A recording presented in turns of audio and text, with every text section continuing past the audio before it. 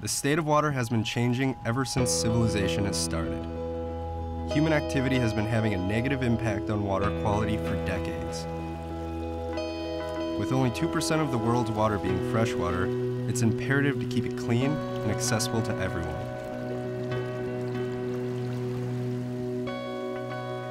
Water is one of the most important natural resources for life on this planet. As far as we know it, life as we understand it requires water.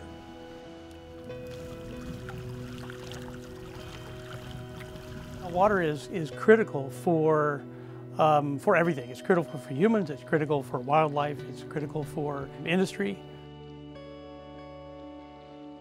You know, most people don't realize that worldwide we're actually having a water shortage. Because we live on Lake Michigan, we don't have as many problems, but as close as Waukesha, we see that there's development without water to actually support the people that live there. Keeping fresh water quality a high priority is our clear responsibility.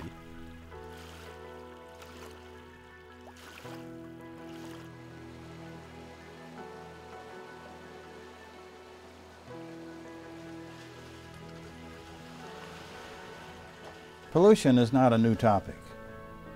We had very serious air and water pollution in the middle part of the 20th century. Well, this has never been a partisan issue. It's a public health issue and an environmental issue. Unfortunately, that seems to have changed in more recent years, where just about everything is politicized, which I think is to the detriment of the citizens and certainly the environment.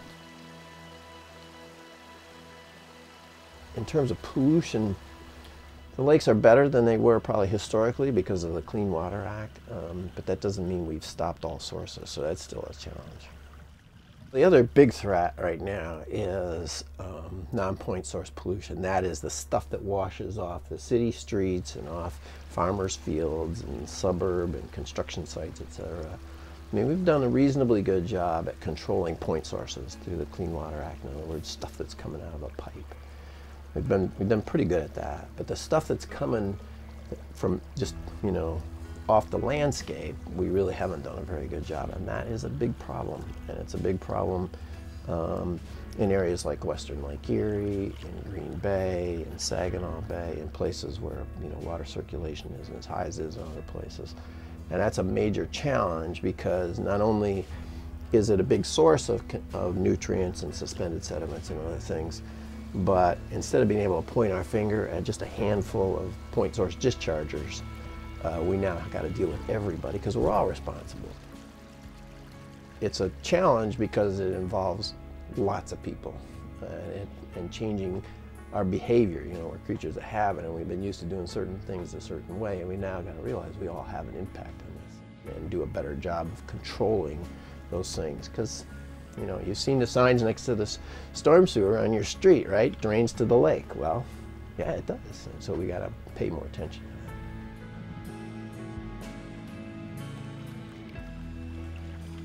One of the larger concerns right now is that there's so many different types of chemicals and compounds being released into our waterways that we don't understand the single effects, much less the synergistic effects or the collective effects of some of these mixtures.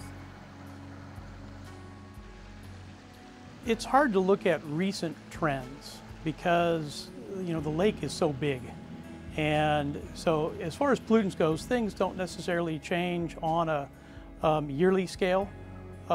They change on kind of decadal scales, and so if you want to think about 20, 30, 40 years ago, the PCB levels and levels of things like dioxins were much higher in Lake Michigan than they are right now. Those levels are dropping. The levels of PCBs and pesticides and those sorts of things in the tributaries to Lake Michigan have gone down in many of them. There are still problems. The fishes that are caught off the coast of Milwaukee in the Great Lakes and fish from the Milwaukee River, for instance, still have very high levels of PCBs in them. Polychlorinated biphenyls, known as PCBs. These are highly toxic substances, carcinogenic substances. They were indiscriminately getting into the water system and into Lake Michigan. and they were getting into the fish, and it had a very serious effect on the fishing industry here and on public health. So the use of those has been banned. So that goes back a long time. We've been aware of air pollution and water pollution for a long time. I think it's because of the legislation and because the situation has improved that people are less aware of it now than they were. Unfortunately, we also have a legacy of chemicals out there, that aren't going to break down. We have the PCBs, we have mercury. We're still using coal-fired power plants, and we are still pumping mercury into the waterways. So it's a problem that's going to be with us for a long time. And 15% of all women in the United States have blood levels of mercury that are high enough to cause IQ loss in their kids. And you may not think of it's such a big deal for a kid to lose 1 or 2 or 3 IQ points, but there are lots of studies that have shown that when kids lose IQ points, that the long term there is a loss of productivity or a loss of income over their lifespan. That projected loss is to our economy is billions and billions and billions of dollars every single year. Despite the improvement of pollution in some areas, scientists are still working to understand the impacts of pollutants such as mercury and PCBs, and how to further remove them from the environment. Sewage is another lake pollutant that is familiar to Milwaukee. Scientists at UWM's Water Institute take part in studies that try to understand the impact that sewage releases have on the lake. So we have combined sewer systems just like many of the communities around the Great Lakes, and these are kind of a relic of how we've built our cities. Originally we thought it was a good idea to take the runoff from streets and send it to the rivers, and then we decided to build up the city, so we connected sewer pipes to that and sent it all to a wastewater treatment plant. So it never really was designed to capture all the development. This was in the 1920s, 1930s. All the development that we have in our city really is very constrictive on how we can handle that waste. So for a while, any amount of rainfall was sending those pipes with both sewage and stormwater into the river. And about 1993, we improved our capacity of how much we could hold by building what's called a deep tunnel. And sewage overflows in the combined system went down from maybe 40 times a year down to only 3 times a year. So 3 times a year we have these really extreme rainfalls that even the deep tunnel can't hold that much water. And we see a very immediate impact on the lake. We see fecal bacteria go up, and we know that pathogens are carried with sewage, so pathogens are also present. And that will stay in the nearshore waters. About 1 to 2 weeks is our limit of detection of where we can detect it. Now, dilution is not the solution to pollution, so we're really working hard in our research to understand the long-term impacts of that. So those are the biological contaminants that go with sewage. We also have all of the other things that are carried in sewage, like chemicals and household waste and pharmaceuticals, and we have yet to really understand those types of big impacts on the lake.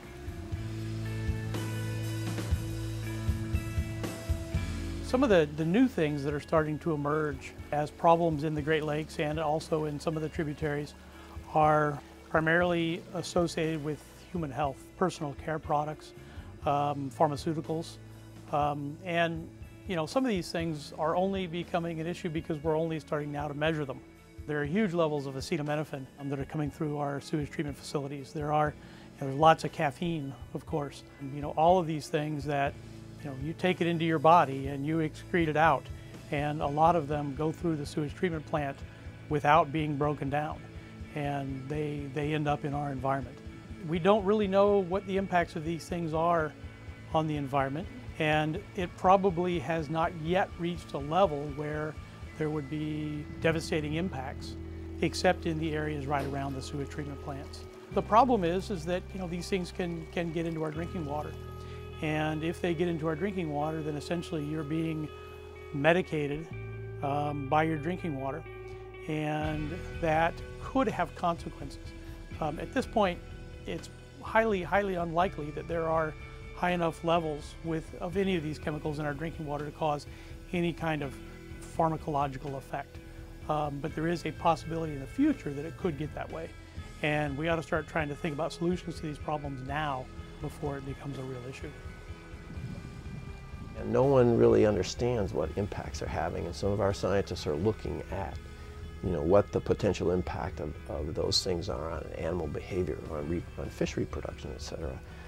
And it's not just a single compound out there, it's a mix of things, so it's a concern. What impacts they're having, we don't know. We're just at the front end of that kind of research. But we have some new technologies in molecular biology which can help us determine what the impact of things like pharmaceuticals or certain toxicants are on organisms, because we can now look at the genome, or what genes are turned on or turned off, or what they call upregulated or downregulated in organisms, to see how organisms are truly responding at the genetic level. That's a great tool for the future, and we're just scratched the surface of that. New technologies are emerging, and scientists are finding more ways to measure pollutants. Through this, water treatment technology is improving, which makes our water safer to drink. Milwaukee's drinking water comes from the lake, but cities that are not in the Great Lakes Basin depend on another source for their drinking water. One thing that people don't generally realize is that much of the water supply for people around the world, and in this country, especially the western part of the country, comes from groundwater. That is the water that is in the pore spaces in the soil and in the rocks and in the surface sediment and down deeper in the bedrock beneath the ground surface. And virtually everywhere, those groundwater levels, the top of the saturated zone is called the water table. You know, anybody who's ever dug in the sand down by the beach knows that if you dig a hole deep enough, pretty soon you get to the water, and that's the top of the saturated zone, and that's the water table. Well, water tables are dropping. They're going down all around the world because we're taking more water out, pumping it out through wells, than the natural recharge rate. And so that can only go on. That's not a sustainable practice. Groundwater supplies are diminishing worldwide, and we've got a serious water crisis in many places. The control of water resources is going to be a huge issue. You know, when you think about Milwaukee, we tend to have very abundant water, but you don't have to get very far away before you start to see communities that are dependent upon groundwater, and those groundwater sources are not going to be there for very long. They're being rapidly depleted, and the surface waters are available, but it's more expensive to use those surface waters to make drinking water, and sometimes they're just not adequate for the community.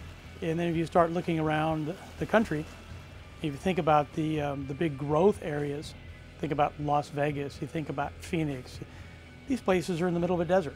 These are not places where water is plentiful, and so they are having to take water from other places. And you know, water for golf courses, water for green lawns, it's a problem. And in some of these places, you know, they live in a desert environment, and they've been trying to grow crops. So you know, you go into places in Colorado and Kansas and parts of Oklahoma, and even moving into Utah and Nevada, and they are farming. And they're farming because they're taking water from someplace else and taking it out to the desert and growing crops. And that just, it seems absurd. Because you know, not only are they taking water away from places where they need it, but you're putting water into an area where it's going to evaporate very, very rapidly. And so the crops are not going to be able to fully utilize that water.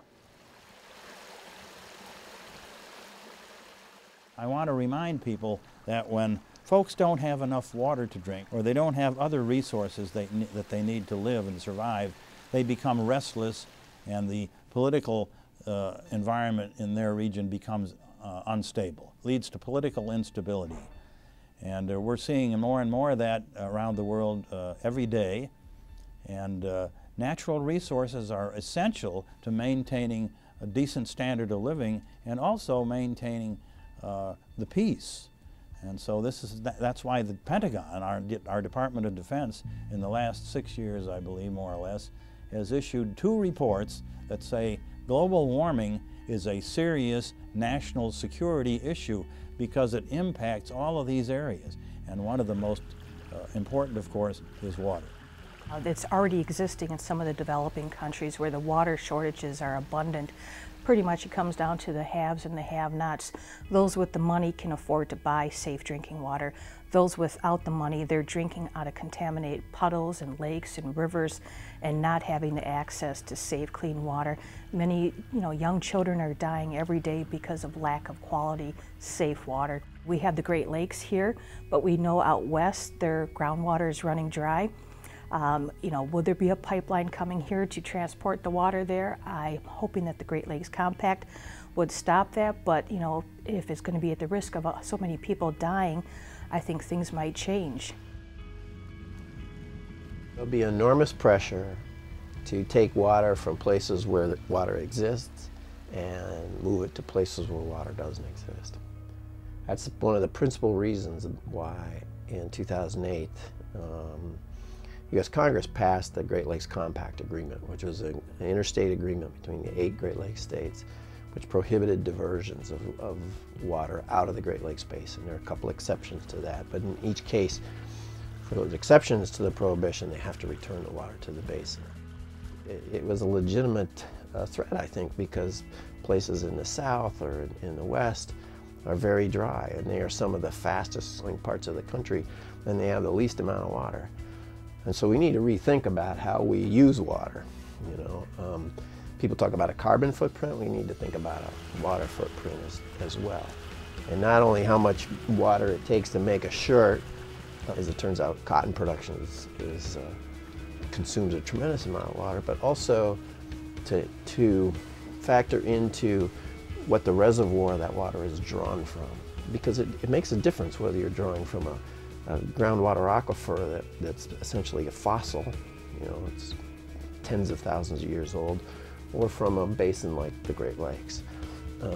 And also not only how much water is in the reservoir and whether it's regenerated or not, but also what impacts water quality that you're having on that. So a water footprint is a complicated formula which includes not only how much water you need, but where it's coming from and what you've done to it. As fresh water around the nation declines, there will be a great need to find a way to replenish those reservoirs. Some cities have turned to private companies to take control of their water in hope of a better management and to reduce debt. Recently, Milwaukee considered privatizing the Milwaukee Water Works, but it was met with a large disapproval. Water is a public resource, and public means it belongs to the citizens of the country, not to private interests who want to utilize the resources to make a profit. Now, there's nothing wrong with making a profit, but in far too many cases that becomes the prime motivation, whereas a public resource is committed to sustainability. In other words, the oversight of a public resource takes stewardship and sustainability very seriously, to maintain that resource so that all future generations will be able to enjoy it and share it as we have. And how much I can make out of this resource in the next quarter and give to my stockholders is not the prime motivating source or prime motivator. Keeping our natural resources in public hands as much as possible is in everyone's best interest, and except maybe the most greedy people who don't give a damn about the public interest. But that's not why we have a democracy. We want to look out for all of our people. Privatizing water is kind of like privatizing the air that we breathe. It makes absolutely no sense. Water is a community resource, and it's not something that should be privatized at all. If you think about, the things that make a community work, you think about clean water, you think about clean air, you think about parks, those are not things that should be held by private companies that the citizens have to essentially support a company in order to use. It's something that should be a community resource. And now, that doesn't mean that it shouldn't have some kind of value as a commodity. Those two things are not necessarily exclusive. Fresh water is an extremely important part of our lives. Because Milwaukee obtains its drinking water from the lake, the city doesn't have to worry about lowering groundwater levels. Many communities west of Lake Michigan have this worry, and some say the city should distribute water away from the basin. One issue here with the Great Lakes is a lot of the communities that are not directly on the lake want access to the water. And if we let every community that's not directly on the lake, in other words, doesn't have those lake water rights, have access to it, maybe we could make some money by selling the water off. But then once that precedent is set, that's what the Great Lakes Compact was set to address. Once that precedent is set, then it endangers the entire water supply of the Great Lakes. Regulation is the key, and it is a good thing. It's law and order to protect the people, but it's just called something else, and people need to understand that. I think it's a very delicate balance, because water, being water rich doesn't mean that we should be water foolish, and any water use certainly adds pollutants back into the system. So it really depends on how smart we are about building our growth around this freshwater resource. Milwaukee will become a leader in the wise use of water resources. Right now, we in Milwaukee use lots of water per capita. We are not a water conserving community. And the reason is because we look out there and we see Lake Michigan and we see a plentiful source of fresh water. And in Milwaukee, we don't pay for our water. The only thing we pay for is getting the water to our house and then getting it to the sewage treatment facility. And that's a problem because there is a lot of water loss along the way. There's a lot of water use along the way. And people don't consider the cost of water if all they're paying for is the distribution. I would hope that Milwaukee would start thinking of ways to conserve water and think of it as a valuable resource, and thinking about ways to also keep it within the natural system, so keep it within the Great Lakes Basin.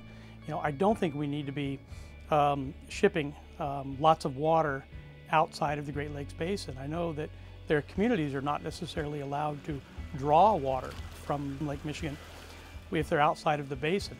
But Miller puts lots of beer outside of the basin, and when that water leaves the consumer's body, it ends up somewhere else. And if we bring in Coca-Cola, or we bring in some of these other water bottling plant, most of that water is going to be leaving the basin, and it could have long-term implications. We have a lot of wasteful water practices. We need to get serious about water conservation, and they are in many places. But in this country, the needs for water vary a lot because of the various climate. Now, right here in Milwaukee, we're very fortunate. We're one of the cities that's on one of the Great Lakes, among the largest freshwater bodies on the planet. And so there's a lot of interest in the business community and the academic community here in the Milwaukee area about the future of water. Because we have this great resources, we think that Milwaukee can become what's called a water hub. And we have a lot of industries in the supply chain for various kinds of equipment, such as pumps and valves and monitors in the water supply industry here in Milwaukee, and the potential for increasing that is great. And so I think one of the areas for future economic development in the greater Milwaukee area, and really all along the Great Lakes, is in water. We definitely have excellent research within the university base that deals with many different aspects of water, all the way from engineering to monitoring, which is a lot of what I do, to understanding the big picture, understanding the consequences of some of these low-level pollutants that are in the water. And I would say that we definitely have an advantage to working on water research questions, because we're on the edge of one of the greatest water resources in the world. So we can be out on the water studying these problems and asking these questions within 20 minutes of an event going on or a monitoring program needing to be put into place. The more and more we have to reuse the water, the worse and worse it's going to get. Lake Michigan is big, but it's not infinite. Some of the watersheds around here are impacted already quite a bit by human activities, and we certainly don't want to continue to do that. The issue here in Milwaukee is water sustainability. And so our goal here at this institute and at the School for Freshwater Sciences is to be a leader in both the science and the policy and the technology around freshwater, because it's an enormous issue going forward. There are things like issues of climate change and what impact that's going to have on water supply. Things like pharmaceuticals or, growing food in freshwater. So there's lots of issues. They always say pick a big topic to study. Well, this is an enormous topic. As long as Earth's population continues to grow, there will be more demand for freshwater and other natural resources. Along with scientists and researchers, we can play a crucial role by disconnecting our downspouts, buying rain barrels, or planting rain gardens. We can help to conserve water and reduce the amount of sewage releases. To learn more information on these subjects, please visit mmsd.com. The environment is negatively impacted by all of us, but we can give back by helping to keep the lake and rivers clean.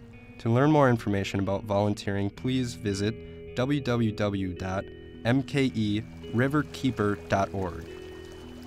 It's easy to ignore environmental issues, but at some point they can no longer be ignored. Conserving water, maintaining tight regulations, and keeping water free from pollutants is our clear responsibility.